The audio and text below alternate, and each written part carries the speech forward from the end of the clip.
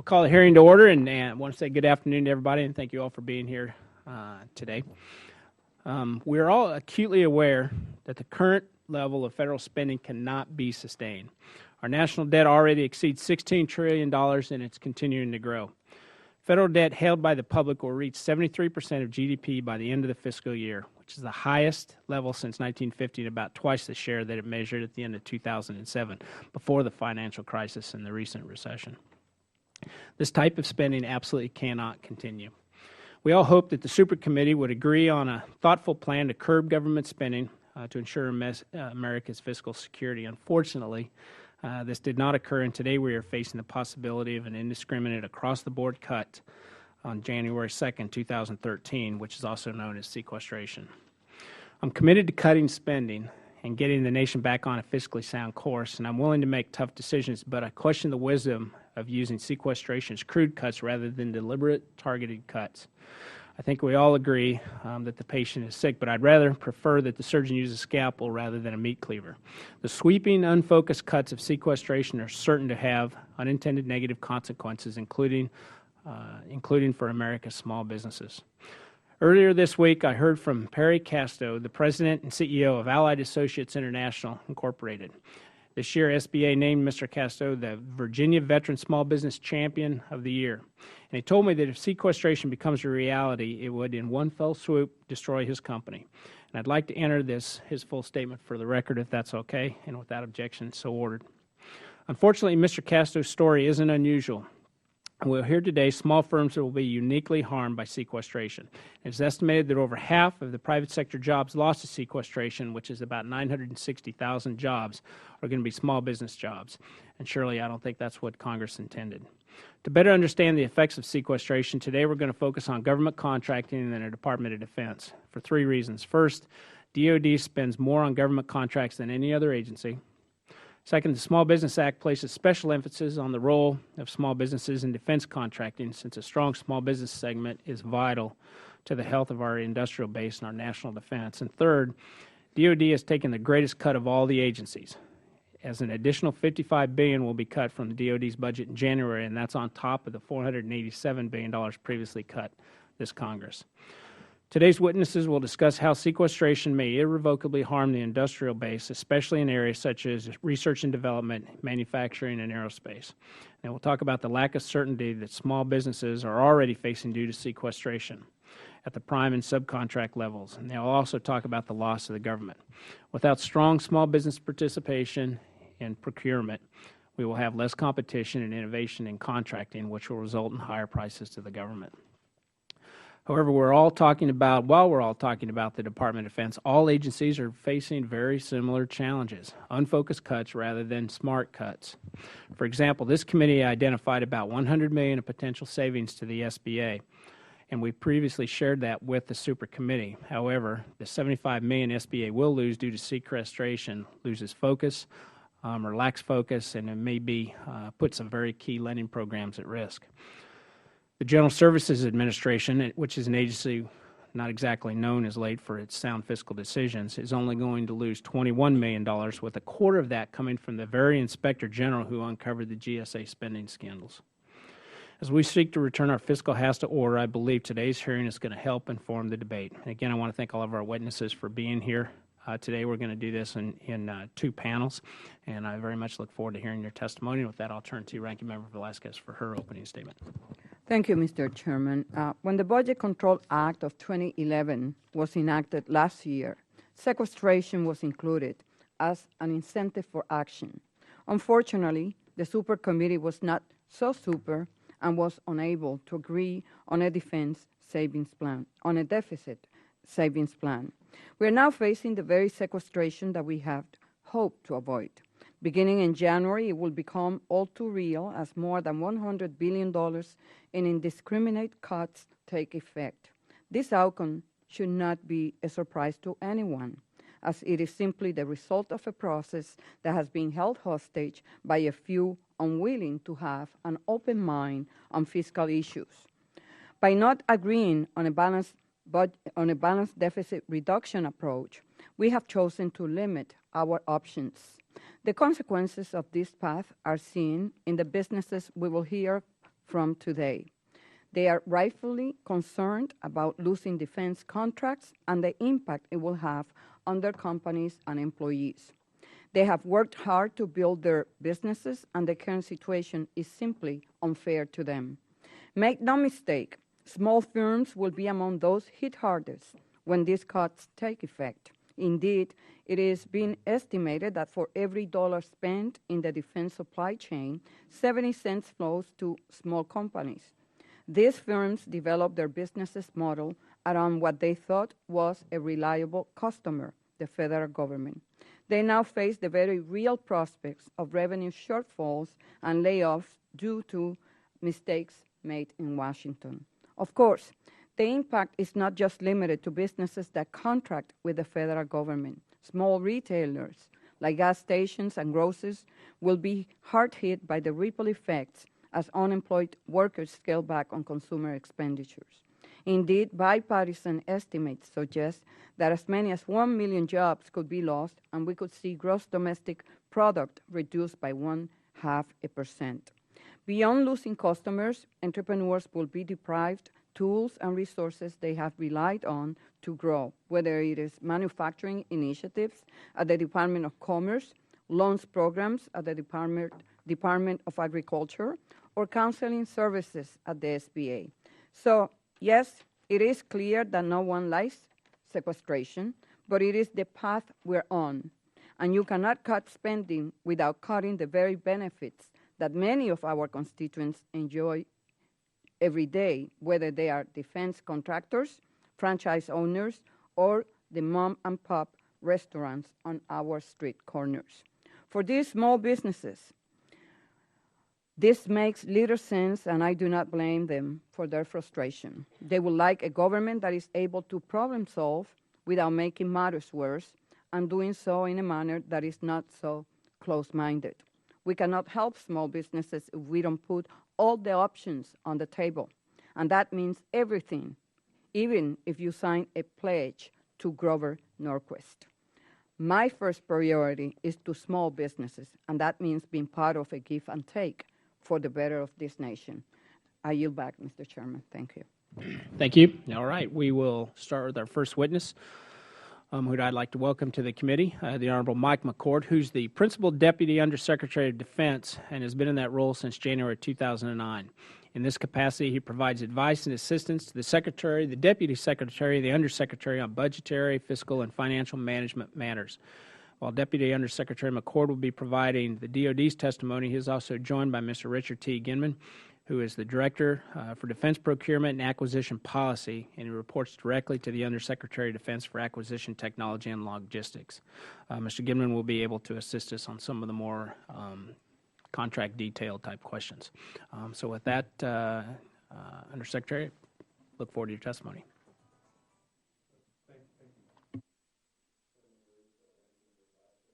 The committee. Thank you for this opportunity to discuss the impact of sequestration on the Department of Defense. As you said, I'm here today representing the Office of the Comptroller, which has the overall lead in dealing with sequester matters at the Department of Defense. And joining me is Dick Ginman, Director of Defense Procurement and Acquisition Policy. His organization is responsible for contracting and for implementing our small business policy through our contracts. Mr. Ginman and I have submitted a joint statement for the record that, in interest of time, I will summarize briefly, and I ask that our written statement be made part of the record. As you know, Secretary Panetta has said for months that sequestration would have devastating effects on the Department and on national security. He urged Congress to avoid sequestration by approving a comprehensive and balanced deficit reduction package that the President consigned. As required by the Sequestration Transparency Act of 2012, the Office of Management and Budget transmitted a report to Congress last week showing the impact of sequester on programs across the Department, across the federal government, that is, including defense. That report shows that national defense programs will be reduced by almost $55 billion in FY 2013 by sequester, which will translate to a 9.4% cut.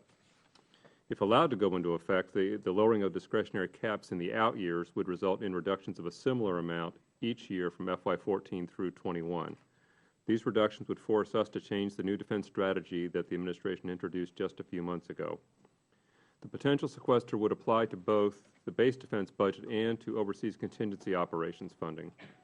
The only exception is military personnel, which the President has exempted from the FY13 sequester. However, other DoD budget accounts will have to make up the slack for that exemption. Moreover, the Department has little flexibility in determining where to take these cuts, the remaining cuts, which leaves us with limited ability to prioritize. We're particularly concerned that funds to support our troops in Afghanistan are subject to sequester under the law. We would endeavor to protect these wartime operating budgets as much as possible. However, protecting these wartime funds from sequester would force us to make deeper reductions in other areas, such as civilian personnel funding, possibly including a partial hiring freeze or unpaid furloughs, which would reduce our capability to perform other important missions. Military families and retirees would also be affected through cuts to base support services and to maintenance of our facilities. Commissary hours could be reduced. Funds for Defense Health Program would be sequestered, resulting in delays in payments to service providers and potentially some denial of service to retirees and dependents. We are also concerned the cumulative impact of these cuts, especially if continued beyond 13 into the out years, would contribute to the creation of an unready or hollow military force. Sequestration would also lead to disruption of DoD's investment programs. As outlined in OMB's report, there would be the 9.4% reduction in each of the accounts that fund our investment in new technology and in facilities through procurement, research and development, and military construction. We were asked today to address the consequences of sequestration on the small business community specifically. In response, we would say that DoD is committed to ensuring that these essential business partners have their fair share of the contracting dollars. When the pool of available resources is diminished, as it would be under sequester, our ability to partner with small business is going to be likewise diminished, however. This does not alter our commitment to small business or change any of our small business contracting goals, but sequestration would reduce our overall budget, forcing us to reduce purchases from businesses both large and small. 9.4% less money means we would in general buy 9.4% less of everything. We cannot devise a plan that would eliminate or even substantially mitigate these sequester impacts. It was designed to be an inflexible policy that was never intended to be implemented. It was a prod to Congress to devise a balanced, comprehensive package to reduce the deficit. If implemented, sequester would be devastating to DoD and to every other federal agency. The best outcome for the Department of Defense and for private companies large and small is for both houses of Congress to enact fiscal changes the President will sign, which will put a halt to the implementation of this inflexible law. Mr. Chairman, this concludes our opening statement, and we would welcome your questions. Thank you, Undersecretary. I'm going to turn to Mr. West and let him open up for questions. Thank you, Mr. Chairman, also Ranking Member, and thanks for the panel for being here. And this is an issue that's very near and dear to my heart, having spent 22 years in the United States military and also being on the HASC and also being on this Small Business Committee. First of all, let me say that I did vote for the Budget Control Act of 2011. I did not believe that the super committee nor this thing about sequester was a good idea, but people always talk about compromise and reaching across the aisle, so that's what I did. And so now I'm here to talk about how do we resolve this. When I continue to hear about taxes increased, we have to understand that if we increase taxes just on those top two tax brackets, you're only talking about $85 billion of new revenue per year. And when you look at our net interest on the debt, that means you will only fund that for 10 days. Federal government has a spending problem. We spend $4 billion a day, $4 billion a day. So when I look at this sequestration, while we're here talking about it, I want to give you the numbers from the congressional district that I represent in Florida's 22. Total small businesses jobs lost due to sequestration. The estimation is 35,626. Total small business contract amount lost due to sequestration, 60,983,639. Total contract amount lost somewhere about 80 million. This is a big deal for us. We have places like Pratt Whitney. The first question I'd like to ask is, when we look at what is happening as far as the loss of these contracts, are we taking into account that there may be some type of legal ramifications to these contracts being terminated that the Department of Defense will have to then pay for? You're going to have an additional cost because of this, correct? I think we'd endeavor to minimize that because it would not be our intention to, if it was avoidable, to terminate contracts. Rather, we would try and if we have within the scope of the contract the ability to buy, say, 10% less, we would probably do so. And we would have to scrutinize new contracts. The contracts we're already in if the money's obligated and on the contract before January, would not be affected. So I can't say it's not possible, and I'd ask Mr. Jimman to amplify, but it would not be our intent to go reopen contracts if it's avoidable. The vast majority of our contracts are fully funded, fully obligated, dollars obligated on them at award. There are a few, particularly in the R&D world, that are incrementally funded, but for product, fully funded. The sequestration reduces our budget authority. So from an existing, and what that says is I have less money to spend going forward. There's no need for me to terminate an existing contract unless the product that was going to be delivered was now not needed into the future. But if the product continues to be needed, there's really no need for me to terminate it. What I need to do is to adjust my spending on a go-forward basis. So if on the 2nd of January, this thing is not staved off, anything that goes into calendar year next year, if it's already the contract that's been awarded, there will be no effects on that contract. If I may, I'll do it in two parts. For contracts that were awarded with FY12 current money or prior, I really don't think there will be an impact. If I have a contract that was awarded in FY13, since sequestration affects all of what goes into the denominator is all of the FY13 budget. If I put a service contract in place with equal spend and I spend through the first 3 months at that level, I would need to find a way through the last 9 months of the fiscal year to in fact spend less on that contract. Now, with that being the case, then, the unpredictability for the workforce that is out there, one of the things that concern me when you look at the WARN Act, the Worker Adjustment and Retraining Notification Act, a lot of these notifications would probably need to start going out sometime November at the latest December for a 2nd January kick-in. Of course, the Department of Labor sent out a recommendation that a lot of these businesses in the defense industrial base do not have to adhere to the law. Do you think that that would set them up for potential lawsuits down the road if they did not adhere to the WARN Act?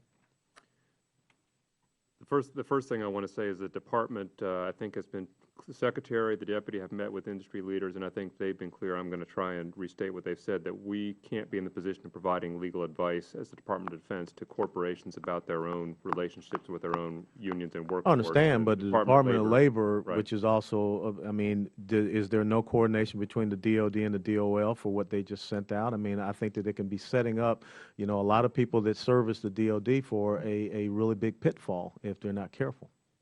Well, the Department of Labor does have a responsibility and was speaking for the executive branch and so we are deferring to them on that guidance. And I understand that not all corporations are satisfied with the Department of Labor's position, but they are the person and they are the entity in the lead for us on that. If I could ask one more question, Mr. Chairman, if I could. Yes. The key thing that I want to ask, do you think that if sequestration kicks in with our industrial base, especially manufacturing, the aerospace, the shipbuilding and things of that nature, even weapons and armament, will we be able to restart these industries down the road, or will we maybe lose a technological and innovative advantage at some point? The Manufacturing and Industrial Base Policy Office within AT&L has been and continues to pay a great deal of attention to the industrial base. They call it a sector-by-sector and tier-by-tier analysis, looking expressly at very low levels, what are the exact technologies and capabilities that we need. When we find that one is threatened, then we take action to attempt to protect it. We will continue, that office will continue to do the analysis to ensure from an industrial-based perspective for the key technologies that we need, that we are looking to find ways to, in fact, protect them. Thank you, Mr. Chairman. I yield back. Thank you, Member Leska. Thank you, Mr. Chairman. Mr. McCord, as of September 6, Undersecretary Kendall was stating that he expected DOD accounts to take an 11% cut. However, the report released by OMB last week projected at most 10% decrease in funding. To what do you attribute that the difference in the projected cuts? Well, I guess I can't be sure where Mr. Kendall got his, all of us prior to the report coming out were using approximate numbers. It was common to say 10%, 11%. Two things. First of all, we in the department tend to think almost exclusively in terms of relationship to the budget that we submitted and calculate differences from what our plan to do was in 13. And the sequester report that OMB did was not done that way. It was compared to the CR. Second, as Mr. Jimman was describing with respect to 13, the amount of reduction across the entire 12 months is 9.4%, but if you kind of look at the last 9 months, you would come with a figure close to what Mr. Kendall was using if you look at how you have to get that money out of less than a full year. Okay, thank you. Small businesses do not have the resources that larger companies do, such as Lockheed Martin or Boeing, and they will not have the money to have the lobbyists to fight to keep their contracts. Given this inequality, how can you assure us and small businesses that their contracts will not be the first one on the chopping block?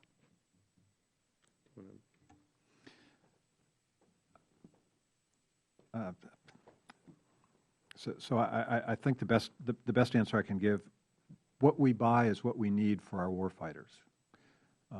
If there is something that we don't need, that will be what we stop spending on first. It's not going to be, I need to protect large business or I need to protect small business. It will be, I need to meet the requirements of the warfighter. Well, so we'll make our prioritization decisions based on what warfighters need. Well, one of the requirements are for DOD to comply with the 23% contracting goal for small businesses. And, you know, traditionally, you have had issues and problems not achieving those goals. I just want to make sure that if sequestration takes place, that there is a level playing field that would allow for small businesses to have a shot at the door. If I could just amplify on one point, though, that there is, if anything, perhaps too much of a level playing field, because we are not going to have a great deal of discretion. We are going to endeavor to do exactly what Mr. Jimman said, to do the things that our warfighters need the most, and that was when I, in my opening statement, referred to protecting the funding for the troops in Afghanistan as a top priority. But the law is going to limit our flexibility, especially in the procurement accounts. So we may not be able to go even as far as we would want to buy what we need. And so some levelness of playing field is enforced upon us by the rigidity of sequester, for good or for ill. What it will mean in terms of readiness and capabilities if small businesses are no longer there to provide the products and services that are necessary for our military? Because sequestration could very well threaten some of these small businesses.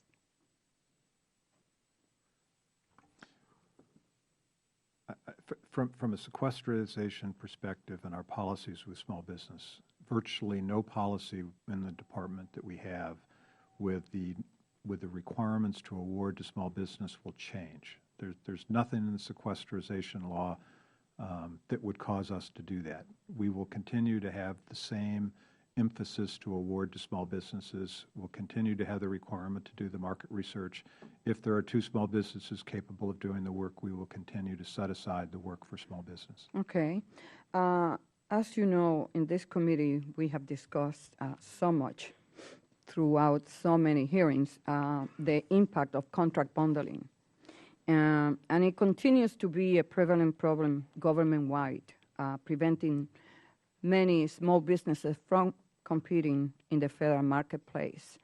With the acquisition workforce likely impacted by these cuts, what measures will DOD take to ensure that this impediment to small business participation does not grow?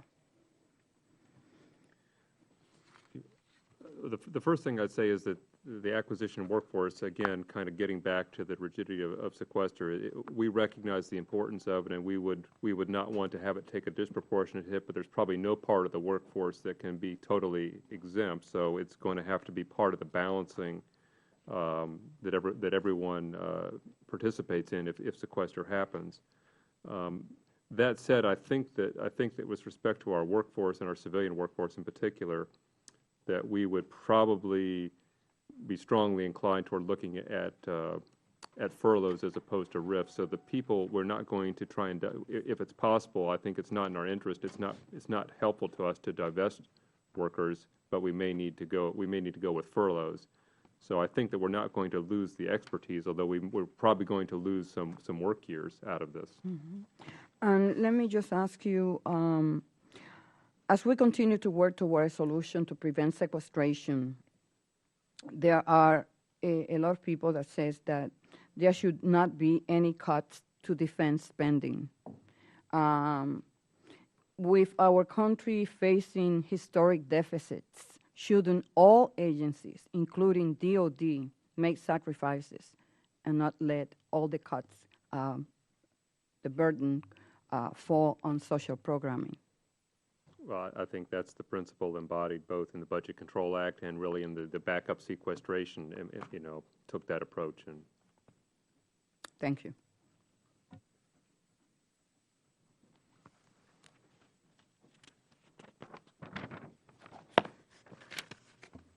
Summers.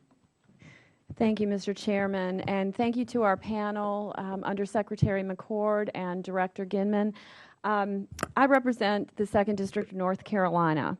In North Carolina, 30,000 jobs are at risk through sequestration. In Fayetteville, I represent Fayetteville and the Fort Bragg area, which accounts for 50% of the local economy there. Sequestration may cause the government to make unilateral changes to tens of thousands, if not hundreds of thousands, of government contracts and task orders, and I know you're aware of this. I do want to share a personal business situation in Cary, North Carolina. I recently spoke to Doug Bennett, president of Bennett Aerospace, located in Cary, North Carolina.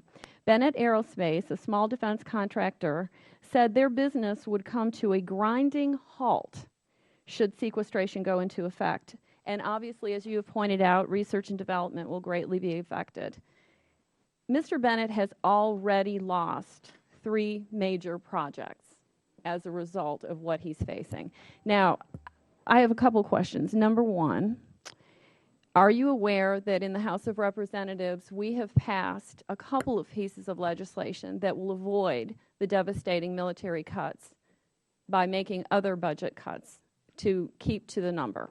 Are you, either one of you, aware of that? yes, we are. Okay. Because I know you had mentioned in your opening statement that, certainly we can all work together with the President as well in order to avoid this. And I would say that on behalf of the House of Representatives, I think we have definitely made an effort at that. My other question to you is, and I'm going back to I believe it was when you were answering Mr. West's questions, that the FY12, that any contracts that are FY12 would have no impact. Is that correct? Did I understand you correctly? For existing contracts, And prior. it's FY12 and prior, but if the existing contract was funded with FY12 and prior funds, it's fully obligated. There really should be no reason. Sequestration doesn't go after funds that were already obligated. It goes after unobligated funds. Okay, so for So Mr. it will reduce budget authority in 12 and prior to the extent that they're unobligated dollars, but it will not cause us to go back to an existing contract already placed, already with funds obligated on it, and make a change to that contract. So how would we explain to Mr. Bennett then that he has had 3 major contracts canceled? I don't know the reason why the contracts were canceled. I'm comfortable that it was not because of sequestration. Okay. But I would be happy to either meet with Mr. Bennett or to entertain a question from him, to help him understand where that is. But it sounds like he was in a competition that he didn't win. Okay, I think he would be most appreciative of that. And I guess from that perspective, with the time remaining, what is the advice you are giving to these businesses? What guidance are you giving? I know I heard you mention adjusting spending as a possibility. What other suggestions would you have for any businesses that are faced with this? I think one of the things that Mr. Ginman and I have discussed is that probably the more unique a skill that a company has as a subcontractor or supplier, probably the better shape they're going to be in. Of course, if they have or can diversify a little bit away from federal business, obviously that would probably help them in the coming months as well. And I don't know, if Dick, if you want to talk about what we've seen historically. And as we spend less, there are going to be less opportunities. I mean, we've put the budget out for 13, and we've allocated where our priorities are and what they are, and that's what companies use to plan and look. If sequestration hits, it's a 9.4% hit on at every line item level we have. That's visible and capable of being seen. Okay. All right. Well, thank you, gentlemen. I appreciate your input. Thank you very much, and I yield back the remainder of my time. Ms. Hahn.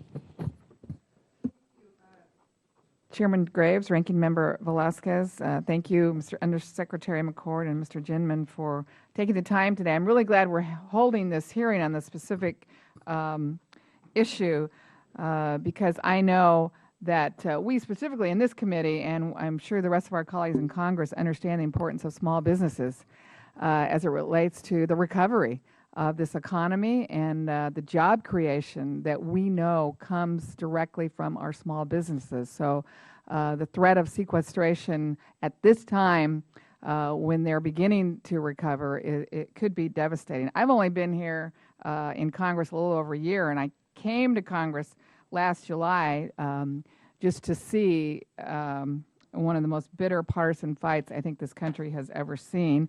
I voted against the Budget Control Act because I thought it was a bad idea then, and it's proven to be a very bad idea. And I didn't think it was my job or any of us come to Congress to set automatic across-the-board budget cuts. And I voted against it because I didn't think it was also my job to turn over my authority to a super committee to make the decisions for this country. And I think it's bearing out today that these automatic cuts will damage our economy, specifically to our small businesses. One of the things I think we stand to lose because of sequestration is the innovation, specifically by our small businesses who stand to suffer the most damage from the loss of federal governments. Can either one of you maybe give the committee a specific example of the type of technology or innovation you fear that we could lose if sequestration goes through?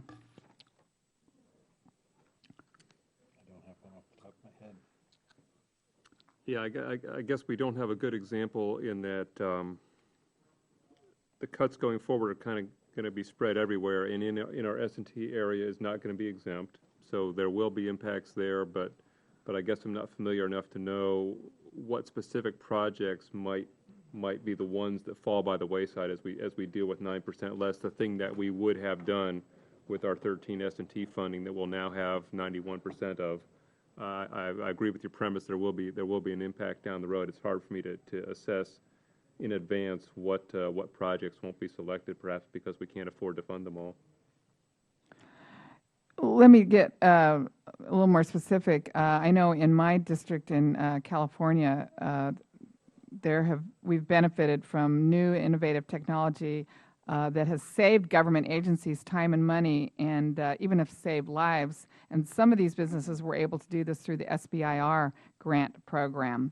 And we know that seemingly unrelated research can often lead to inventions that prove useful for defense and other purposes. And given that non-defense discretionary spending includes virtually all research and development at agencies like the National Science Foundation, the National Institutes of Health, and NASA, are you worried that sequestration to these non-defense programs could negatively impact our national security and competitiveness? Is it probable that research for NASA or NIH could benefit our national defense? And maybe you could give us a sense, this committee, on the role that non-defense research plays in our national defense. Well, we certainly understand, and I think the administration's report touched on this, that the effects are bad on our agency as well as other agencies. Secretary Panetta, as a former Budget Committee chairman, used to looking across the spectrum when he was here as a member, certainly understands that as much as we talk about and think about the impact on ourselves, of course, primarily as the Department of Defense, that's what we're doing and what we're talking about. He does recognize the impacts are damaging and that across-the-board cuts don't make any more sense for domestic agencies or entities like NIH than they do for us. So yes, we certainly understand that concern and share it.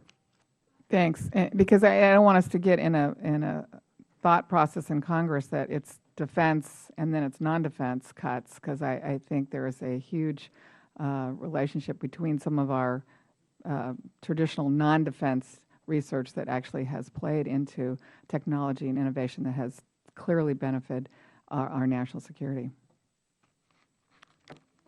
Thank you. I yield back my time. Sure, Butler. Who's next? Ms. Clark. Thank you very much, Mr. Chairman, and I thank the ranking member. I thank Undersecretary McCord and Mr. Ginman, Director Ginman, for this very sobering conversation. I just sit here and I remember the debate distinctly about sequestration, and I just wonder why we're so surprised, or why there's this major concern now. The concern should have been when we could have compromised with one another. We could have worked with one another to make sure that we wouldn't be sitting here in a hearing trying to avert what can be catastrophic. But we're here nonetheless, and so I have a few questions to ask. Mr. McCord, you indicated that you foresee a possibility where the sequestration could be averted at a late point, yet you will have triggered some of its effects. Understanding that would cause a disruption across the board, can you extrapolate at this point or quantify the level of disruption that would be caused and how long it might take to rectify? Well, the type of disruption we're talking about are both things that can be quantified and I think things that cannot be easily quantified, such as morale impact. If you start telling people we're about to furlough you, we're about to lay you off, and one of the things that I know the Deputy Secretary feels strongly about is that we not do that until we're absolutely certain it's necessary, because it conveys a message to your workforce and to the contracting workforce as well that you don't want to send unless it becomes you're kind of at that irrevocable point. In terms of other impacts that we don't want to trigger, certainly as Mr. Ginman said, we don't want to go into contracts. There's no reason for us into existing contracts. That's not going to be productive. I think the other thing that we recognize that we can't really fix is that uncertainty creates its own bad dynamic. I think Chairman Bernanke talked about that recently in front of one of the other committees, and that we understand that is out there today, and there's not a great deal we can do. So what we are trying to do, and I think what the administration, the OMB director's memo at the end of July told people to keep continuing normal operations while we see if there's a way out, and so that's what we're still doing. But the uncertainty still remains in people's minds, understandably. Yes, it has a very dampening effect. I'd like to get a better idea of the baselines we're using here. As it stands, the surge is ending in Afghanistan and the troops will be coming home soon. And I understand the concept of readiness means the ability to respond to any threat anywhere across the globe. However, with the evolving nature of warfare moving toward a reliance to a certain degree on drones and other military technologies, are we making projections at the same or similar cost of readiness that has, I guess, been the contemporary meaning of readiness? And in the future, as it stands right now with the troops in the field, or is there something that you're adding to this equation now going forward that you may put into your thinking should sequestration be a part of that equation? I hope I'm going to be able to answer the question. I think that there was sort of two parts of it. The sequestration, the readiness impact of either the drawdown or of changing the technology is probably not going to help us in any way that's material, especially as we look at, say, comparing 12 to 13, the situation is just not changing enough in a way that would produce any dramatic savings. The reduction in wartime spending that comes with the drawdown was already planned and is not really going to help us. It's not, wartime spending is subject to sequester, but having less of it doesn't lessen the impact. It's kind of an unusual player in the sequester equation. So I don't really see any windfall from that respect, or any major changes in operational concepts or readiness concepts that's going to materially affect the discussion that we've been having, or that you probably have had with your constituents. With respect to going forward, I think Mr. Hale, my boss, and the vice chiefs of the services testified this morning, and I know Mr. West was there, that there's going to be readiness impacts of reducing funding for training, things like that. So that, if sequester happens, is going to be a readiness impact of sequester impacting readiness, but the vector going the other way of readiness changes affecting sequester, I don't think is really going to be much of a factor. I hope that's responsive to your question. That's helpful, sir. And I thank you for your testimony here today, Mr. Chairman. I yield back. Ms. Chu? Mr. McCord, thank you for being here today to testify about this important matter. As you know, the defense budget for fiscal year 2011 was $700 billion, which is over half of discretionary spending in the federal budget. With defense spending making up such a significant portion of our budget, as we work together to implement a balanced deficit reduction plan, we'll inevitably have to make some cuts to defense spending. I agree with you that sequestration is not a good policy, and in fact, I voted against the Budget Control Act, which engineered it. Sequestration would have such a devastating effect on every federal agency and thousands of small businesses who would be directly affected by the reduced number of federal contracts and subcontracts, and indirectly affected by the decrease in economic activity. But my question to you is, as we negotiate a better deficit reduction plan, how do we make strategic cuts to the Defense Department that won't threaten our national security while helping us to bring down the mounting deficit? Well, we feel, the Secretary feels strongly that we did that, and that while that we did that in presenting the budget that is before the Congress now, that I guess won't be probably dealt with fully until at least after the election. If we were to do another round as a way to, say, deal with sequester, we understand that defense would be on the table. It's hard for us to assess at this point exactly to say, give a number of what we could live with as a change, if any, but we would want to be part of the conversation if there was another look at a new budget deal. But we feel that what we've done so far was strategically based, and that although people have disagreed with particular aspects of it, such as the Air Guard, that the broad outlines we think have been pretty compelling to people, and the Secretary is concerned that we'll have to walk away from that in some material way if the sequestration happens with no further adjustment. Okay. I want to also talk about the contracts that are given to small businesses. You said that the Department of Defense would still fund contracts from the prior year, and these would not be subject to cuts. How would the Department of Defense handle the contracts that small businesses won, but those contracts that have not yet been funded?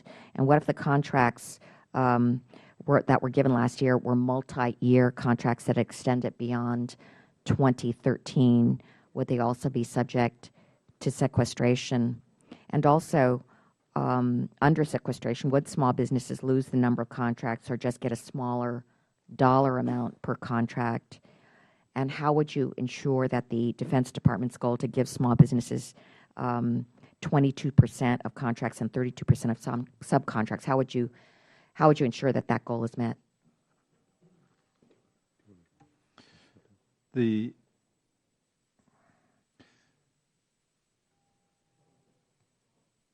existing contracts that are there, there is no need to do that.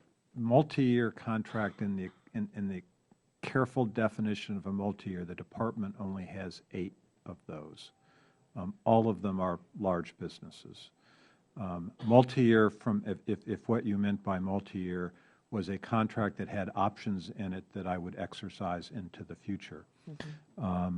While the effect of sequestration within whatever budget line item I'm in, if in fact I need the requirement and I don't have enough money to spend it, I would have to renegotiate the option to bring it down to the dollar level I could afford.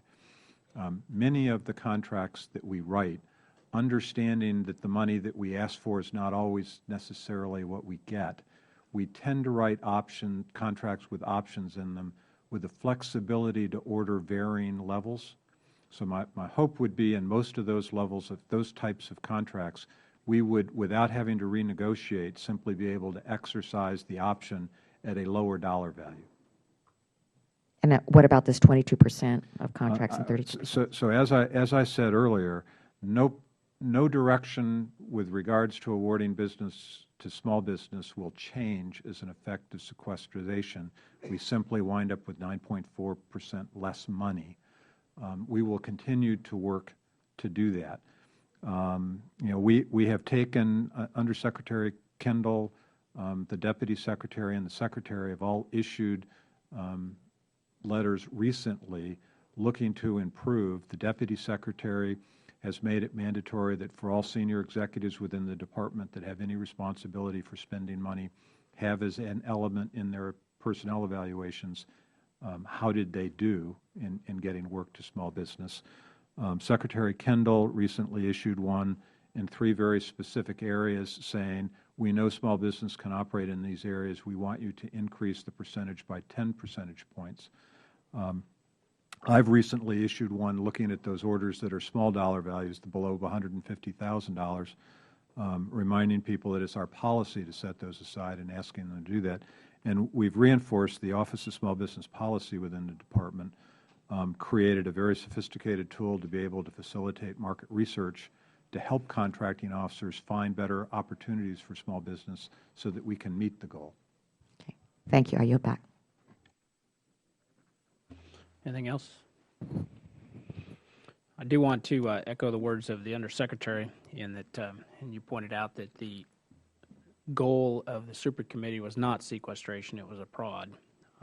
The goal of the Budget Control Act was for the Super Committee to find savings to help pay down the debt. Unfortunately, they failed, and now we have to deal with this.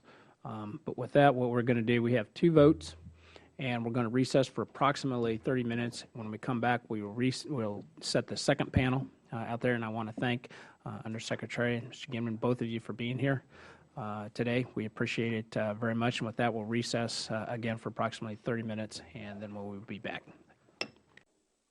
We will continue on with the hearing for today, and now we'll have our witness introductions for panel number 2. I'd like to introduce Stephen Fuller.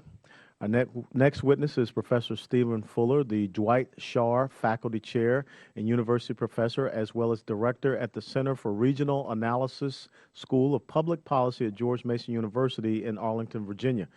Professor Fuller is an expert in the field of urban and regional economic development. He has authored over 500 articles, papers, and reports in this field, including his newest report released this morning, which looks at the economic impact of the Budget Control Act of 2011 on small business. Thank you for testifying today. Mr. Fuller, you may begin. Thank you, Mr. West and committee members. I want to go back to July of this year when I released another report called The Economic Impact of the Budget Control Act of 2011. The analyses in that report set the stage for my comments today, and that it identified the loss of 2.1 million jobs nationwide by the year 2013 or during 2013 from the Budget Control Act, or if sequestration is implemented. My subsequent analyses have established the fact that these impacts will disproportionately affect small businesses and their workers. Workers in small businesses would suffer more than 50% of the projected job losses due to spending reductions mandated under the Budget Control Act. These job losses would show up in small businesses that are prime contractors, also subcontractors, suppliers, and vendors, and also, thirdly, the businesses that support the retail and consumer service needs of laid-off workers and the loss of their labor income. This latter class of small businesses spans the economy, although we find it more concentrated in retail and consumer service sectors. The direct impacts, the federal contractors who are small businesses that would be impacted by sequestration, would involve the loss of about 158,000 jobs. That just represents about 34% of the prime contractors.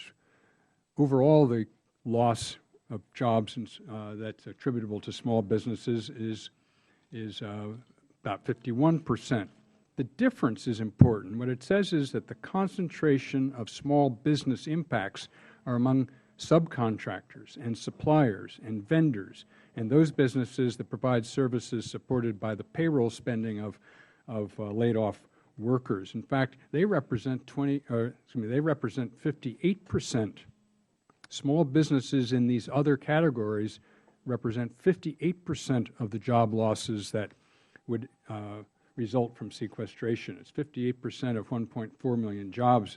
It's a very significant impact. And what's more important about this, these companies have less control over their destiny.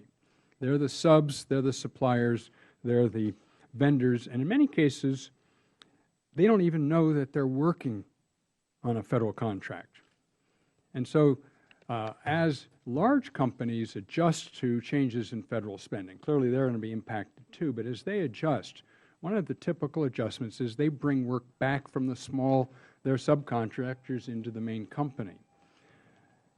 They have much deeper pockets. They can adjust financially and take time to restructure and reposition their businesses. Small businesses don't have that capability. I'm going to skip forward because time is short. The small businesses are less able to sustain themselves when they experience a contract loss, whether they be a prime or a sub, due to the more limited economies of scale that characterize the operations of most small businesses. The loss of even a small portion of their projected backlog or cancellation of a contract could result in these firms becoming unsustainable. Small businesses typically don't have the financial resources to sustain unprofitable operations for a sufficiently long term to permit restructuring, alternative market, or product development. It should be noted that all of these calculations of job impacts associated with sequestration only measure the job equivalent of the direct spending reductions and their subsequent impacts. What they don't include are any consideration of induced failures of small businesses from partial losses of federal contracts or subcontracts. The literature shows that small businesses are much more vulnerable than big businesses to changes in the business climate. And one of the principal reasons for this is that they have a much smaller margin of operation. Their profit margins are smaller. They can't adjust as quickly to changes in the business environment. And so with a small reduction in spending may actually force them out of business. And so these other collateral effects haven't really been considered. The workers for small businesses face some of these same problems. Employees in small businesses may be more specialized or less networked than employees in larger businesses, making their reemployment more challenging than for employees working in large businesses that may be experiencing cutbacks or cancellations in federal contracts.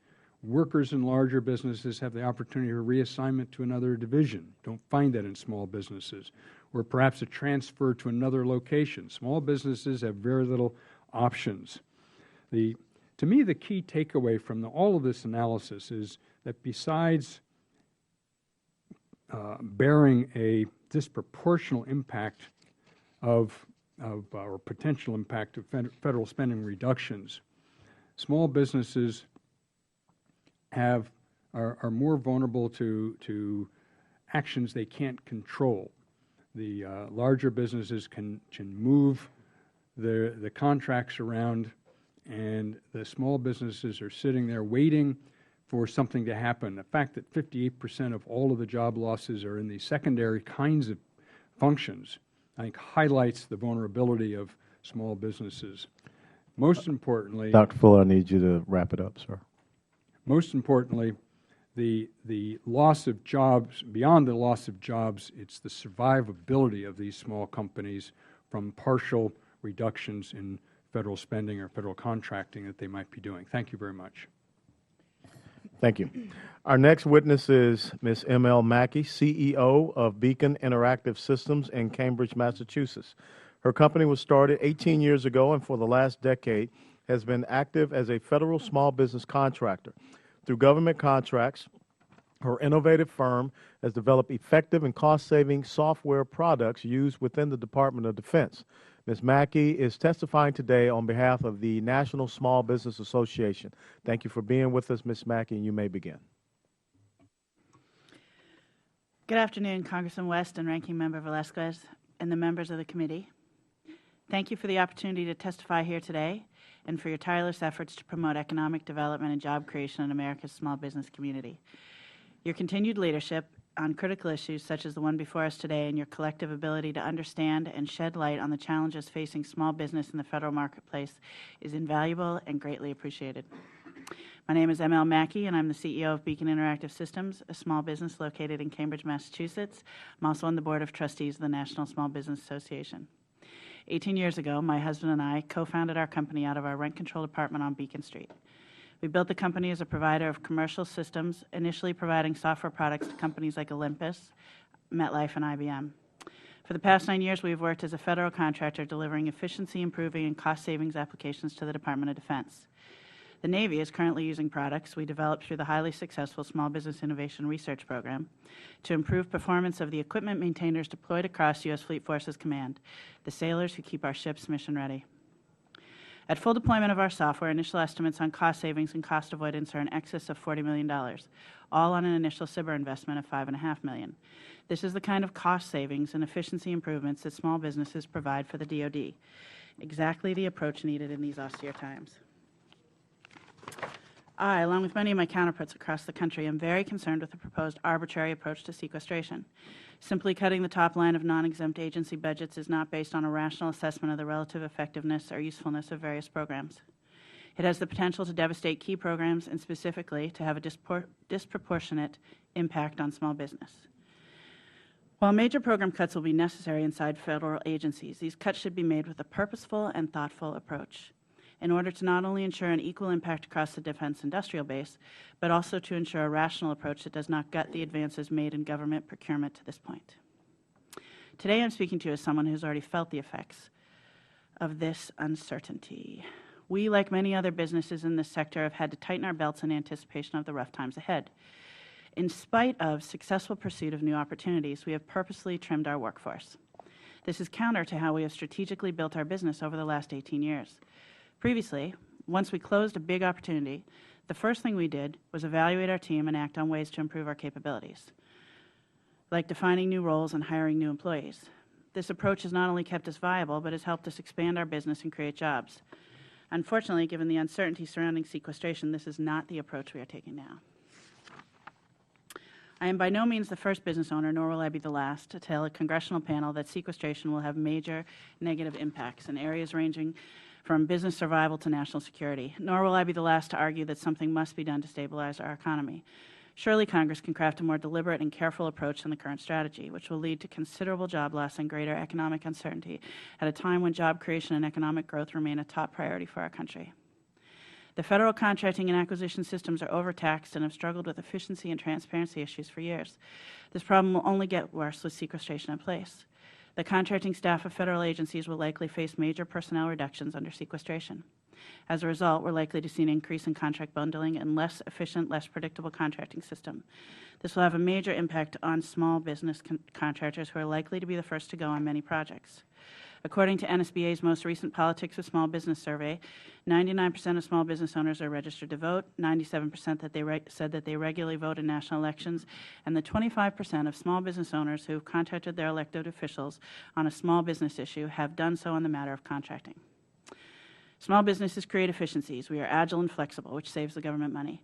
We believe that program managers and contracting officers should be incentivized to create efficiencies and cost savings through increased work with small business, not the other way around. Small businesses around the country are waiting on funds from previously awarded contracts. Large businesses are contemplating mass layoffs, and the end users are men and women in uniform, and the people who are served by our federal government are waiting for products and services they expected months ago. Washington needs to set their differences aside and not use the excuse of an election year or partisan gridlock to shortchange America's small businesses and the broader public. We cannot afford to wait and fix our economy or shore up our industrial base after it has been decimated. If sequestration happens, DoD contracts being competed now or in the near term may be canceled with little recourse for contractors. Business owners don't know which opportunities are real and which are illusory, causing a massive waste of our limited resources. Businesses are frozen in need of personnel but unable or unwilling to hire because of this uncertainty. Congress, to its credit, has increasingly recognized the benefits of small business engagement. The small business contracting reforms incorporated into Title 16 of the 2013 National Defense Authorization Act are a positive step forward and incent behavior that incorporates the efficiency and cost savings approach that our small businesses are known to provide. These are the kind of proposals that will push the federal government towards greater efficiency. I know that pointing out problems is far easier than finding solutions. The path ahead will definitely be challenging. Having said that, as a small business owner, I can state unequivocally that we are a critical component of the solution to our government's fiscal concerns. I applaud this committee for your vigilance in promoting small business-friendly policies and your work to reinforce the idea in your colleagues that small business is a value-added proposition for the government, an enabler of innovation and growth. I appreciate the opportunity to be here today. It is an honor and a privilege, and I welcome your questions. Thank you, Ms. Mackey.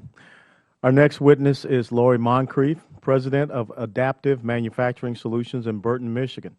Adaptive Manufacturing Solutions, formed by Ms. Moncrief in 2007, is a group of small tooling and manufacturing companies that work together to bid on contracts. She is also president of Small Tool and Die, one of the companies within Adaptive Manufacturing Solutions, a small tooling and die company which has been in her family for over 60 years. She is testifying today on behalf of the National Defense Industrial Association. Thank you for testifying today, Ms. Moncrief, and you may begin. On behalf of the 1,756 corporate and over 96,000 individual members of the National Defense Industrial Association, I'd like to thank Chairman Sam Graves, Ranking Member Nydia Velasquez, and all the members of the committee for holding this important hearing. We are all painfully aware that in the past 10 years, the U.S. has experienced an economic downturn second only to the Great Depression. The most severe impact has been experienced by small businesses. Even in a good economy, small businesses have to navigate barriers and challenges. But through this downturn, we've seen it at an unprecedented magnitude. The resulting erosion has decimated many critical sectors that are still widely needed and in demand to produce product worldwide, and also recognized as integral to part of our national innovation system. The vast majority of the companies classified in these critical industries are small businesses with less than 50 employees. As a representative of small business and manufacturing, I ask each of you to consider how can we ever revitalize these industries that have sustained considerable economic injury, encourage innovation and invention, increase production and demand, and support and improve national security if small businesses are hit with yet another blow from astounding budget cuts and the Department of Defense faces with sequestration. The challenges of the last 10 years have made it difficult to find and identify individual businesses in these segments. It can be easily demonstrated that these companies hold irreplaceable intellectual knowledge which may not reside in the prime contractor community. Yet with the structure of the supply chain today, small business innovation and value-added work is often unrecognized, unrewarded, and unrepresented in government contracting. Some examples of companies and communities that could in the future or have already been impacted include TACOM LCMC awards of the FHTV, MAATV, FMTV, Stryker HMMWV include $539.6 million directly to small businesses and an additional $563.5 million in subcontract awards through March in FY12. The totals of over $1.1 billion in the first half of the year, demonstrating the importance of the small business in this supply chain. A manufacturer of high-tech, hot press furnaces used in the manufacture of ceramic body armor plates will simply shut their doors if this demand for sustainment of furnaces is decreased or eliminated. There is no other application for these services, for these furnaces outside of the military. It would take us between 18 and 24 months to get this business operational yet again. A small manufacturer who makes high-strength carbon used to produce armor felt the impact of demand decrease back in 2010 when the DoD allowed this key component to be diverted to support other worldwide demand. When DoD later wanted to reinstitute the manufacture of body armor, it suffered a 12-month lag in delivery times for body armor in theater. We cannot afford to repeat this scenario. The manufacturers of carbon tooling, special foils, and other unique production products are all supported and maintained by small businesses, many of whom only have 2 to 3 people per company in their operations. If lost, it could take up to 24 months to replace such lost capabilities. Miller Holsworth, a 2007 recipient of the SBA Subcontractor of the Year, recently announced the closing of their doors. The business located in Ohio manufactured periscopes, vision box, ballistic window armor, and had been in the defense industry for over 35 years. Among the issues that impacted their decision to close was the potential of budget cuts with sequestration. There are many other businesses like that we could see similar instances arising. It's documented that small businesses are critical to the economy, 13 times more patents per employee. 99.7% of all employer firms are small businesses. There are several ways we could strengthen small business and increase the value to the government, presenting a win-win situation. We can encourage more sourcing to small business. The Executive Office of the President of Management and Budget published a memorandum dated February 11, provided examples of savings in excess of $383 million due to targeted set-asides to small business. Develop a program to reverse engineer low-hanging fruit already in the DoD inventory. Review processes of the DCMA, as many have minimal value and are costly to small business as well as government. Many great products and processes originate in small businesses. However, they struggle to connect and bring their product to market. We must work towards the support of more robust avenues for these products to reach the federal and commercial market, streamline and reduce the amount of paperwork and effort required to find and bid on contracts. We need to celebrate and support the strength that small businesses bring to the market and better leverage these valuable resources. There are many ideas of how to reduce cost, but with every decision there are many unintended consequences. We must consider how decisions could support, uphold, and encourage small business, innovation, and growth, and revitalize critical industrial sectors. These actions will move us forward to create jobs, improve the economy, and our national security. It's time to step up and support the industrial sector and the small businesses, which are the backbone of our country. Thank you. Thank you, Ms. Moncrief. I now yield to Ranking Member Velasquez to introduce our final witness. Thank you, Mr. Chairman. It's my pleasure to introduce Mr. Mark Gross. Mr. Gross is the founder and CEO of the Oak Grove Technologies, a service-disabled, veteran-owned small business located in North Carolina. Prior to starting his business, he worked for DOJ's Antitrust Division and in management-level positions of several Fortune 500 companies. Additionally, Mr. Gross served on the SBA Veterans Advisory Committee and was a founding member of the American Legion's Small Business Task Force. Welcome to the committee. Good afternoon, Ranking Member Velasquez, Congressman West, and members of this committee. Thank you for the invitation to come before you and share my concerns relating to the topic of sequestration and the impact it's having on small businesses today and the potential impact it will have on small businesses in early 2013. I'm a veteran of the United States Army, founder of Oak Grove Technologies, a service-disabled veteran-owned small business focused on training, strategic communications, information technology, and intelligence and analytics services. We employ over 390 employees. Over 70% of those are veterans. Over 20% of those are service-disabled veterans. Geographically, we are dispersed in 21 states, Africa, Afghanistan, and Iraq. The threat of sequestration creates uncertainty, which paralyzes small businesses. Most small businesses do not have the robust or diversified contract portfolio supporting their operations. Small businesses often wait until they have a contract before they acquire the resources necessary to perform the contract. Without reasonable assurances of future business, small businesses cannot plan for the future and are not likely to invest in the company's growth by acquiring additional equipment, facilities, or personnel. However, small businesses that fail to invest or grow will find themselves less competitive for the opportunities that do remain. Many of the business owners that I speak with in North Carolina excuse me, are taking a similar approach as we are, considering the uncertainty of sequestration. We are putting expansion, infrastructure expenditures, and indirect hiring on hold. We are forced to prepare for the worst case in order to regroup and or recover. Oak Grove Technologies has in the past year purchased over 200 acres of land in Richmond County, Hoffman, North Carolina, which is the most economically disadvantaged company in the state.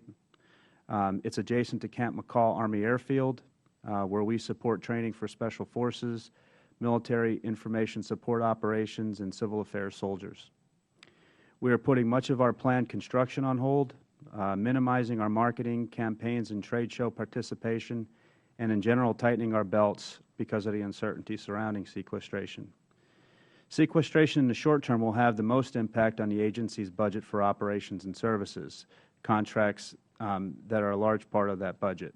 Most small business federal contractors provide the government with services rather than products because there are fewer barriers to entry in the service market than the market for manufactured items and supplies. For supplies, companies need personnel, equipment, facilities, distribution channels, etc. For services, companies just need people. It is easier for an agency to eliminate 2 data processors from a contract than to eliminate a section of a fighter jet. By cutting services in a greater proportion than products, sequestration will affect many more small business contractors than large contractors. A small business with 10 federal contracts will feel the effects of a loss of one of those 10 contracts more than a company with 100 contracts that loses 10 of those contracts. Although both scenarios reflect a 10% cut in each company's contracts, larger companies have a greater ability to reallocate personnel and idle resources to other contracts because of the large number of contracts remaining. Large contractors, moreover, are more likely to have commercial and or international contracts that can offset the effects of the stymied federal market. Small businesses rarely have the ability to diversify in this manner. We completely understand the necessity of budget cuts, especially while we have 2 military conflicts ending. However, an across-the-board cut will hurt everyone, although the same economic engine that powers America, small business, will be the one that suffers most. I appreciate the opportunity to address this committee today. Thank you for all you do for us, and I welcome any questions. Thank you, and thank you for your service in the Army, Army Strong. I'd like to start with a simple question. DOD just told us earlier, and if you were here, you saw the first panel, that they wouldn't be terminating contracts, but yet we have just found out that the Air Force has reported it may cancel the tanker contract with Boeing, and Northrop is laying off about 600. You know, one of my big concerns, of course, is the trickle-down effect, not just to the small business, but also to the suppliers and the subcontractors that you all use. What do you see as being, you know, those effects in your line as far as to those suppliers and the subcontractors that some of you alluded to earlier from the effects of sequestration?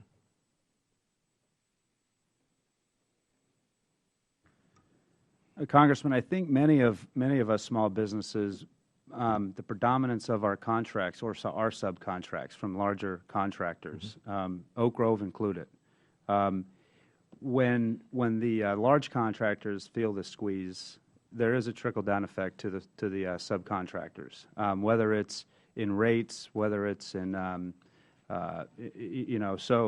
reduction in your staff, or they'll take some of the positions in-house. It's certainly something we're concerned with currently on a number of the operations that we're involved in contracts.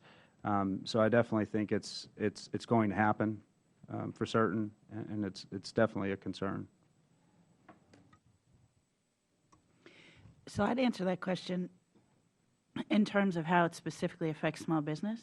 So when you ask about sort of the downline, your supply chain, I would also, perhaps if I could expand that question to your upline, who you have relationships to that you're the subcontractor to, who do you team with as other small businesses. So as small businesses, sometimes people say to me, oh, you're the CEO of a business. I go, it's a small business. Maybe it's not quite as glamorous as you think. I spend a lot of time doing a lot of things. I don't have a lot of time to build relationships. So the relationships, the extended team that I have took a long time to get in place. And I think some of the trickle down that Dr. Fuller was talking about is that it will be very difficult for me to recoup all that time and investment in relationships. I hope that's helpful. Sure.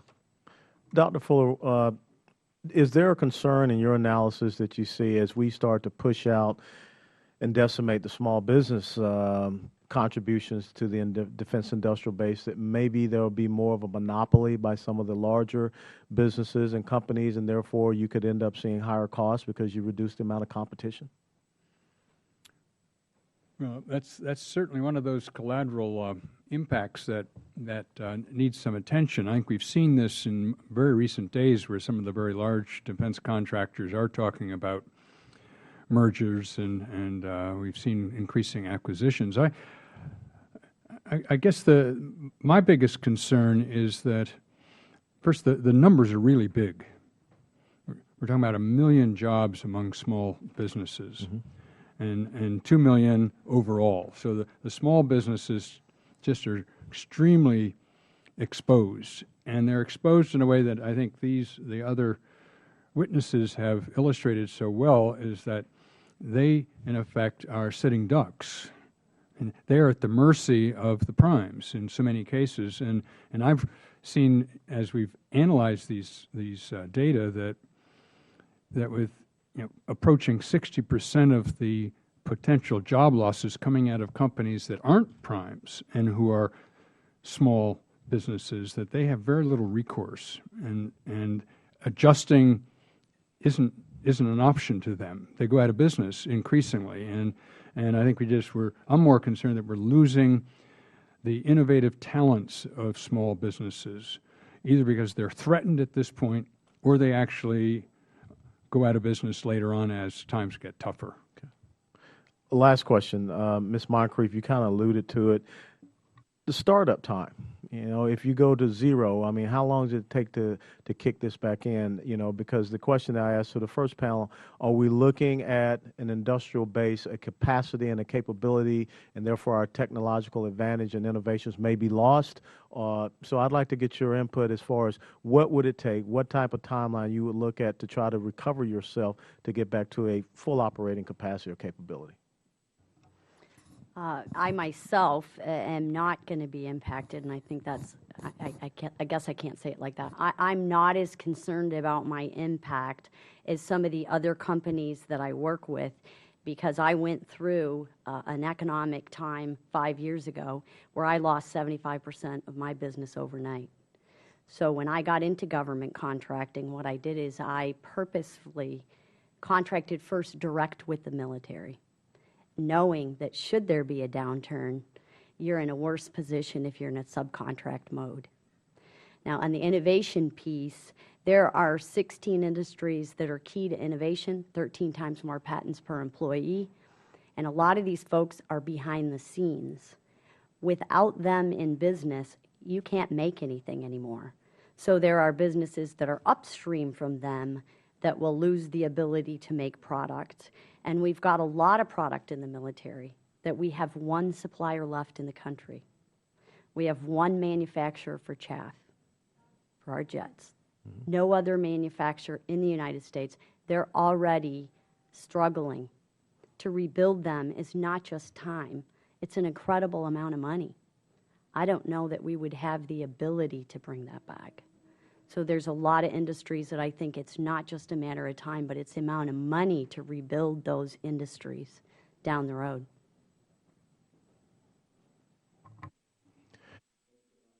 Thank you. Now yield to Ranking Member Velasquez. Thank you, Mr. Chairman.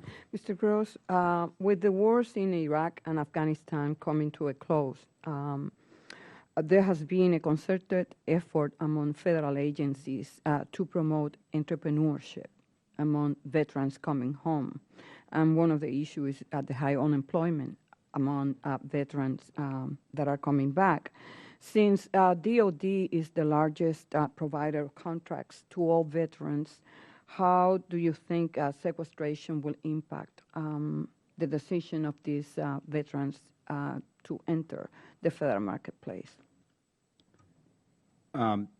That's a great question. I think that, you know, if you look at across-the-board cuts, especially in DOD, most of the veterans coming out are more than likely looking at opportunities within DOD based on their background, their skills, their training. With less opportunity within DOD, obviously it creates far more competition, and it makes the barrier to entry far greater. I think for companies like myself, I mean, you know, veterans hire veterans. I mean, it's what we do. And so, you know, for us, I mean, you know, a down, you know, a decrease in DOD dollars, I mean, unfortunately, that's generally who gets impacted. Yeah. Mr. Fuller, in your study, you estimate that 45% of job losses will come from small businesses. And you also discussed the effect these losses will have on other mom-and-pop shops that are patronized by employees of defense contractors. Does your estimation of job losses also include this multiplier effect, or do you expect the impact to be even greater? The numbers that have been cited include the indirect effects as well. And also the scope of our work, even though we're focused on DOD because it is the single largest source of federal contracting, includes all the non-DOD agencies. So this is even a bigger problem than we're talking about. And we're at 51.6% of all of the potential job losses coming from small businesses. And that would include those subcontractors, suppliers, and vendors, as well as those companies across. You find them in every single county in the country that are supported by the spending of those jobs that might be terminated. Mm-hmm. Thank you. Ms. Mackey, while the cuts to DOD's discretionary spending will be significant, there will also be $75 million in cut to SBA. And SBA is the agency in charge of making sure that small businesses get their fair share of federal contracting contract dollars. So what will the cuts at both these agencies mean for small businesses and their ability in the federal marketplace, to enter the federal marketplace? The SBA is the agency that watches all our small businesses' backs. We need to make sure that they stay in the game and funded in a way that they can perform effectively. The challenges that are going to come up around contracting and deciding with limited resources who to contract and when, we need to make sure that that level playing field you were talking about stays level by having an ombudsman, by having people that watch and make sure that we're not doing the bigger contracts because then we can get more of the money committed, but just leaving the small business contracts because we have to cut some out. We might as well cut the smaller ones. We need to keep the whole industrial base performing and engaged through the difficult times ahead. Thank you.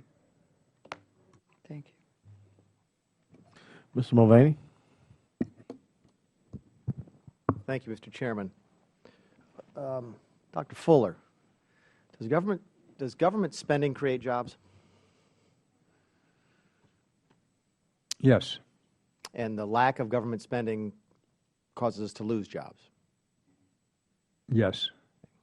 And using your numbers, I think you said that the sequester, you've got it at $115 billion in FY 2013. I think the number we use around here is $110 billion, leads to roughly $215 billion in loss of GDP and 2.1 million jobs lost. Am I reading this correctly?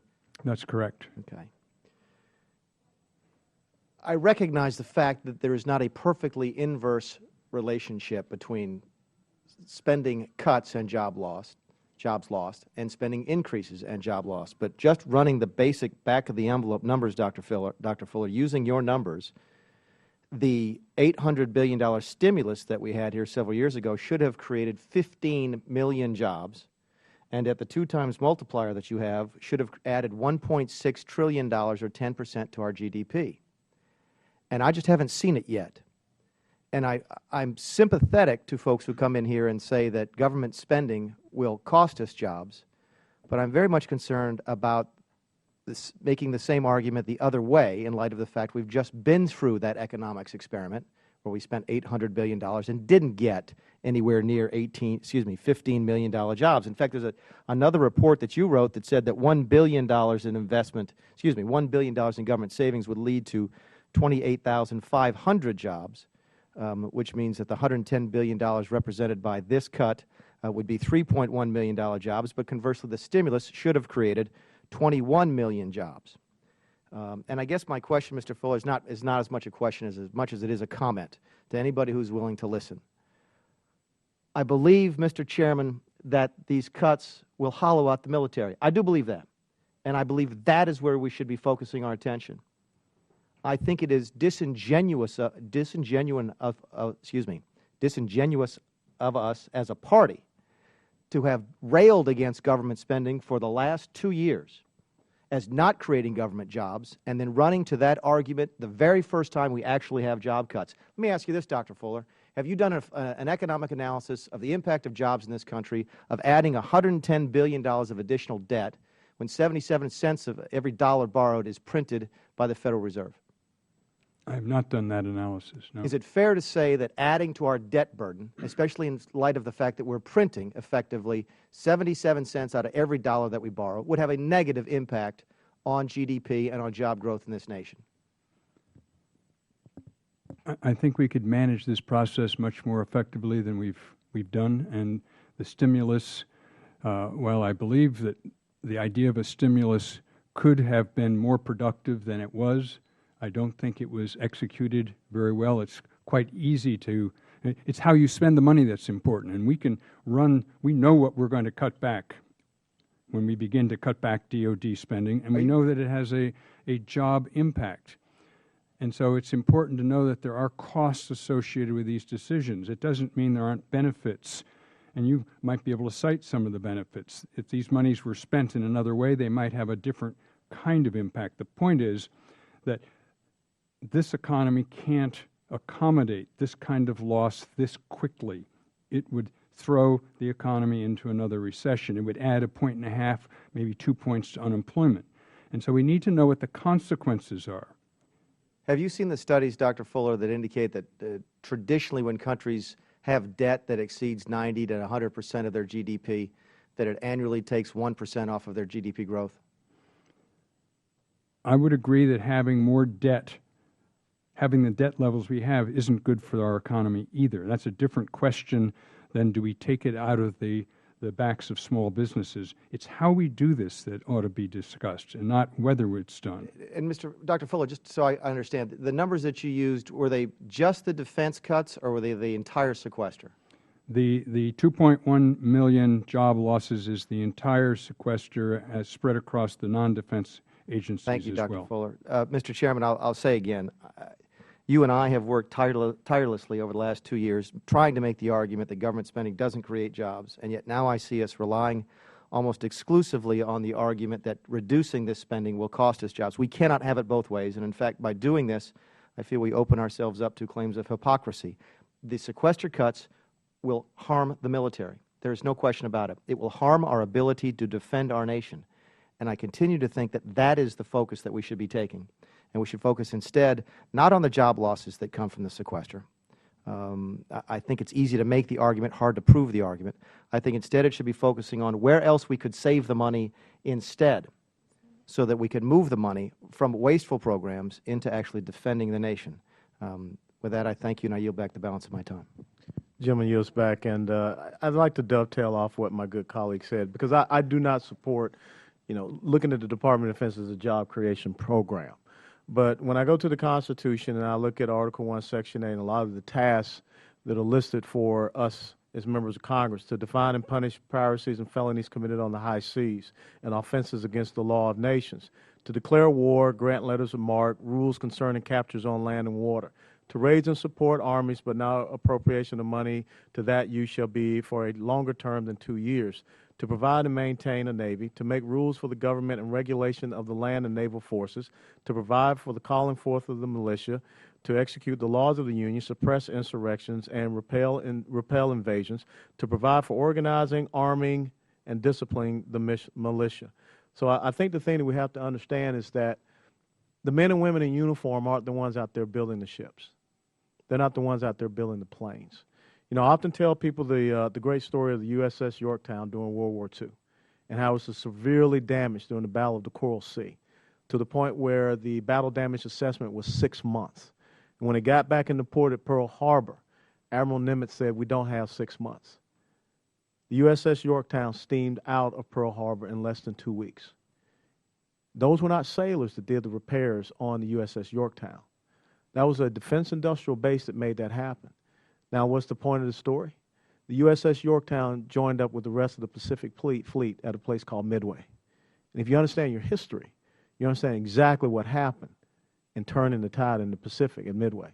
So I'm not an advocate for looking at defense as a job creation program, but I know this. You know, having spent 22 years in the military, all of a sudden we're about to tell our men and women out there that they may not get the support that they need because we're about to gut out an industrial base that supports them. And I think that's the stance that we should take, and I think that's the stance that everyone can agree upon. My last question. In DOD's written testimony, they said that when the pool of available contracting dollars is diminished, as it would be under sequestration, their ability to partner with small businesses is likewise diminished. I know that NDIA and NSBA both sent the committee letters of support for our contracting reforms earlier this year, but I think this statement makes the need to raise the small business goal more important than ever. As we talk about sequestration for the panel, do you think we should still be focused on these contracting reforms? I think it's really important that we enable the Department of Defense to behave in a way that maintains our small business base. So I would say those contracting reforms are important well beyond the goal setting, but the very practical approaches to how to manage contracting and how to make sure there's more transparency to keep the playing field level. I also agree that we need to uphold the contracting goals and hold the DoD to the same federal contracting goals of other agencies. And just as an example, I had a recent discussion with a very large multinational global that went through an industrial base that went through an incredibly bad time 5 years ago, and their knee-jerk reaction was to cut out a lot of small business and depend on larger companies. They have now gone back and analyzed the impact of that, and they are now wanting to reverse that trend and reach back now 5 years later to do more contracting with small business, because what they figured out in doing less small business contracting is that in the end it's costing them much, much more money. So, yes, I think it's very important. I further that sentiment. I believe that you know, DoD should be held to the same standard everybody else is as far as the subcontracting goals for small business or contracting goals for small business. I think that you know, we're all prepared for budget cuts, all of us. I mean, it has to happen. We understand that. I do believe taking a more surgical look at redundancies, non-mission critical agency, non-mission critical programs, that sort of thing, is the way to do that. I'm not a big proponent of cutting SBA. It's the only advocacy agency we have out there. And so I would think that any cuts at SBA are really going to hurt small business. Thank you, and I yield to Ranking Member Velasquez. Thank you. I'm following what you just said, that you believe that cuts $75 million to an agency that has suffered so much in the past in terms of budget cuts will be detrimental to the same small businesses, contractors that are sitting here. So if we don't want for DOD, if we don't support DOD defense cuts because of sequestration, then, and we don't want to cut SBA because it's the watchdog that will make sure that DOD will achieve those contracting goals. It means that we cannot have it both ways. So there are some of us who are proposing a balanced approach, and that will call for domestic spending cuts, but also the revenue side. Otherwise, we're going to defeat the purpose. We will not touch DOD, but on the other hand, we're going to negatively impact the very same small businesses, contractors that we are trying to protect. Thank you, Mr. Chairman. You're back. Thank you, Ranking Member. I think we also need to realize that we already put $487 billion of cuts on the Department of Defense over the next 10 years, and this $500 billion is an additional to that. And so you're looking at 19.6% of our budget getting about 55% of budget cuts. Thank you all for participating today. While I support strong cuts to curb America's severe spending habit, sequestration is not the proper remedy. Today's testimony highlighting the need for the administration to work with Congress to ensure that small businesses, our nation's innovators and job creators, are not unduly burdened under sequestration. I ask unanimous consent that members have 10 business days to submit statements and supporting materials for the record. Without objection, so ordered. This hearing is now adjourned.